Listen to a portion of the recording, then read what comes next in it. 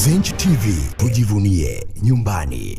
Rais wa Zanzibar na mwenyekiti wa Baraza la Mapinduzi Dr. Hussein Ali Mwinyi leo hii siku ya Jumatatu ya Disemba 22 mwaka 2025 amefanya teuzi mbalimbali katika serikali yake. Rais Dr. Mwinyi leo hii amemteua ndugu Juma Burhan Mohamed kuwa mwenyekiti wa bodi ya wakurugenzi wa mamlaka ya viwanja vya ndege Zanzibar ZAA. Lakini pia Rais wa Zanzibar Dr. Hussein Ali Mwinyi amemteua Dr. Idrisa Muslim Hija kuwa mwenyekiti wa bodi ya wakurugenzi wa wakala wa karakana Zanzibar. Na Dr. Idrisa Muslim ni katibu mkuu mstaafu wa serikali ya mapinduzi Zanzibar. Lakini pia vile Rais wa Zanzibar na mwenyekiti wa Baraza la Mapinduzi Mheshimiwa Dr. Hussein Ali Mwinyi pia amemteua ndugu Sultan Said Suleiman kuwa mwenyekiti wa bodi ya wakurugenzi wa shirika la umeme Zanzibar kwa maana ZECO, na ndugu Sultan pia alikuwa ni mkurugenzi mkuu wa shirika la nyumba Zanzibar ZHC. Na hii ni Zenj Online TV, na kama hii ni mara ya kwanza kabisa kuitembelea Zenj Online TV, tunakusihi sana uweze kujiunga na familia hii kubwa ya Zenj TV